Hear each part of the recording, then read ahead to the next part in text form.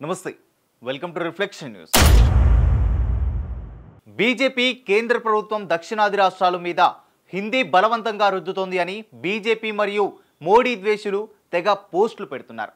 అసలు హిందీ నేర్చుకోమని ఇప్పుడు ఎవరు బలవంతం పెడుతున్నారు? 2020 నూతన విద్యా విధానం వచ్చే వరకు దక్షిణాది రాష్ట్రాలలో తమిళనాడు మినహాయించి మూడవ భాషగా హిందీ తప్పనిసరిగా చేసింది కాంగ్రెస్. 2020 నూతన విద్యా విధానం ప్రకారం అన్ని రాష్ట్రాలకు త్రిభాషా సూత్రం అమలు చేయాలి. అంటే కాంగ్రెస్ ప్రభుత్వం తమిళనాడు కోసం మాత్రమే గతంలో ప్రత్యేకంగా ఇచ్చిన ద్విభాషా మినహాయింపు తీసేశారు. అన్ని రాష్ట్రాల విద్యార్థులు ఏదో ఒక మూడో భాషగా నేర్చుకోవాలి. కానీ గతంలో లాగా దక్షిణాది రాష్ట్రాలు హిందీ మూడవ భాషగా ఖచ్చితంగా అమలుపరచాలని రూల్ తీసేశారు. మూడవ భాషగా ఏదైనా దేశీయ భాష నేర్చుకుంటే చాలు అని పెట్టారు. అంటే గతంలో హిందీ మూడవ భాష నిర్బంధం, ఇప్పుడు మూడవ భాష ఏది అనేది రాష్ట్రాల ఇష్టం. దక్షిణాది రాష్ట్రాలపై హిందీ బలవంతంగా రుద్దింది కాంగ్రెస్. దక్షిణాది వాళ్ళు 60 సంవత్సరాలు మోసిన ఉత్తరాది పార్టీ కాంగ్రెస్ పార్టీయే త్రిభాష సూత్రం పెట్టి హిందీ దక్షిణాదిన బలవంతంగా రుద్దింది. అప్పుడు తమిళ తంబీలు గొడవ పెట్టి హిందీ వద్దు ద్విభాష చాలు అని హిందీ ఆపుకున్నారు. అప్పుడు ఆంధ్రాలో, కర్ణాటకలో, కేరళలో వామపక్ష మేధావులకు, కాంగ్రెస్ మేధావులకే రాజకీయ గొంతు ఉండేది. కానీ బీజేపీ సోయిలో లేదు. అప్పుడే వీరంతా గొడవ చేసి ఒక్క తమిళనాడుకు మినహాయింపు దేనికి ఇచ్చారు? మా మిగతా దక్షిణాది రాష్ట్రాలకు కూడా మినహాయింపు కావాలి, మాకు హిందీ వద్దు, తమిళనాడు లాగా మా రాష్ట్రాలకు ద్విభాష చాలు అని ఎందుకు గొడవ చేయలేదు? అప్పుడు బీజేపీ అసలు పిక్చర్లో లేదు కదా. మనకు హిందీ అంటే అంత ద్వేషమైనప్పుడు ఇదే హిందీ ఇష్యూని తీసుకొని కాంగ్రెస్ని ఎన్నికల్లో ఎందుకు ఓడించకుండా పదే పదే నెత్తిన పెట్టుకున్నారు?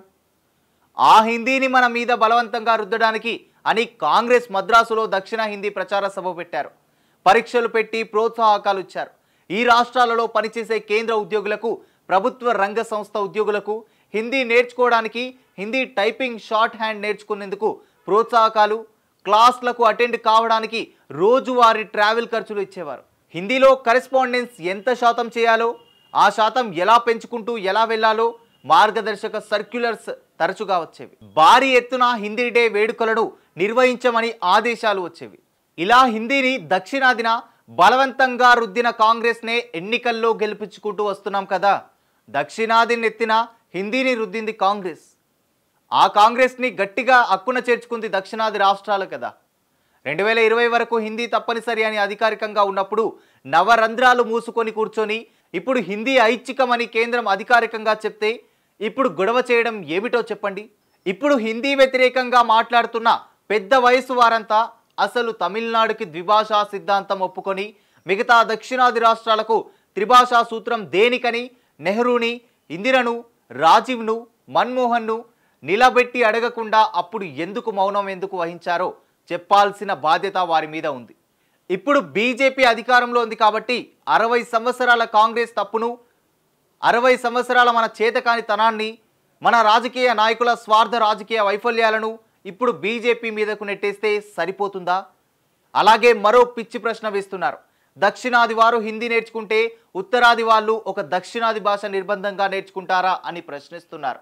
భాష నేర్చుకోవడం అనేది కొత్త భాష నేర్చుకోవాలి అనే కుతూహలం, జీవితంలో సౌలభ్యం లేదా తప్పనిసరి పరిస్థితులు లేదా అవసరం మీద ఆధారపడి ఉంటుంది. 2020 ముందు పాత విద్యా విధానం ప్రకారం దక్షిణాది వారికి మూడవ భాష హిందీ తప్పనిసరి చేశారు. కొత్త 2020 విద్యా విధానం ప్రకారం దక్షిణాది వారికి మూడవ భాష హిందీ తప్పనిసరి కాదు. మూడవ భాషగా వారికి నచ్చిన దేశీయ భాష నేర్చుకోవచ్చు. అంటే తమిళ్ వారు మూడవ భాషగా తెలుగు లేదా కన్నడ కూడా నేర్చుకోవచ్చు.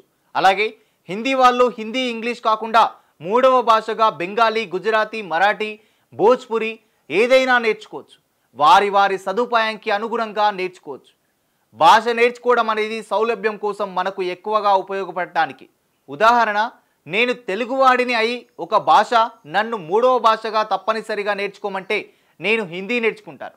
ఎందుకంటే ఆ ఒక్క భాష నేర్చుకోవడం వల్ల నేను ఉత్తర, తూర్పు మరియు పశ్చిమ ప్రాంత దేశ ప్రజలతో వ్యవహారాలు చక్కబెట్టుకోగలడు. ఒకవేళ నాకు హిందీ ఉపయోగం కంటే హిందీ మీద ద్వేషం ఎక్కువ ఉండి హిందీ నేర్చుకోకూడదు అని నేను అనుకుంటే మూడవ భాషగా తప్పనిసరిగా నేర్చుకోవాలి అంటే నేను తమిళ్ లేదా కన్నడ, మలయాళం, గుజరాతీ, మరాఠీ కంటే నా ఉత్తరాంధ్ర పక్కనే ఉన్న ఒరియా నేర్చుకుంటాను. ఒరియా వస్తే కాస్త బెంగాల్ కూడా వస్తుంది. ఆ రెండు రాష్ట్రాల ప్రజలతో నాకు మాట్లాడే అవకాశం కూడా వస్తుంది. అంటే నేను ఎప్పుడైనా తరచుగా పక్క రాష్ట్రం ఒరిస్సా వెళ్తాను, కానీ ఎక్కడో ఉన్న గుజరాత్ కానీ మహారాష్ట్ర కానీ తరచుగా వెళ్ళను. అలాగే ఉత్తరాది వాళ్లకు కూడా వారు ఏదో ఒక దక్షిణాది భాష కష్టపడి నేర్చుకుంటే వారికి ఏంటి ఉపయోగం? ఈ రాష్ట్రాలకు అసలు ఎప్పుడూ రాని ఉత్తరాది ప్రజలు ఇక్కడ భాష నేర్చుకున్నా ఎప్పుడు దానిని ఉపయోగిస్తారు? పోనీ ఒక దక్షిణాది భాష నేర్చుకున్నా అన్ని దక్షిణాది రాష్ట్రాలలో వాళ్ళు ప్రజలతో మాట్లాడే అవకాశం వస్తే తప్పక వాళ్ళకి దక్షిణాది భాష నేర్చుకోవాలని రూల్ పెట్టవచ్చు. కానీ ఒక దక్షిణాది భాష నేర్చుకుంటే మిగతా దక్షిణాది రాష్ట్రాలలో కూడా అది వారికి ఉపయోగపడదు. మనం ఒక్క హిందీ నేర్చుకుంటే 20 రాష్ట్రాలలో మేనేజ్ చేయవచ్చు. వారు కష్టపడి ఒక దక్షిణాది భాష నేర్చుకున్న పక్కనే ఉన్న మరో దక్షిణ రాష్ట్రంలో వారికి ఉపయోగపడదు. దక్షిణాదిలో శాశ్వతంగా నివాసం ఉందామనుకునే వారికి ఆ రాష్ట్ర భాష ఆటోమేటిక్గా కొన్ని సంవత్సరాలలో వచ్చేస్తుంది. బెంగాల్, గుజరాత్, మరాఠీ వాళ్ళు మాతృభాషలు వేరు. హిందీతో వాటికి పెద్దగా సంబంధం ఉండదు. అయినా అక్కడ ప్రజలకు చాలామందికి హిందీ వచ్చు. వాళ్ళ భాష మీద వారికి అభిమానం ఉన్నా వారు మనలాగా హిందీ ద్వేషించరు. హిందీ అనే ఒక్క భాష నేర్చుకోవడం వల్ల వారు కూడా 70% దేశ ప్రజలతో వ్యవహారాలు నడపగలరు. దక్షిణాది మీద హిందీ రుద్దుతున్నారని వామపక్ష సానుభూతి పరులు కూడా ఇప్పుడు కేంద్ర ప్రభుత్వాన్ని తిడుతున్నారు. కానీ 2004-2009 మధ్య వీరి కమ్యూనిస్టు పార్టీలు మద్దతుతోనే కేంద్ర ప్రభుత్వం నడిచింది. ఆ పార్టీలు అప్పుడు కేంద్రంపై ఒత్తిడి తెచ్చి త్రిభాషా సూత్రంలో తమిళనాడుకు మినహాయింపు ఇచ్చి ద్విభాషకు ఎలా ఒప్పుకున్నారో మిగతా దక్షిణాది రాష్ట్రాలలో కూడా ద్విభాషా సూత్రం అమలు చేయండి అని ఎందుకు కోరలేదు?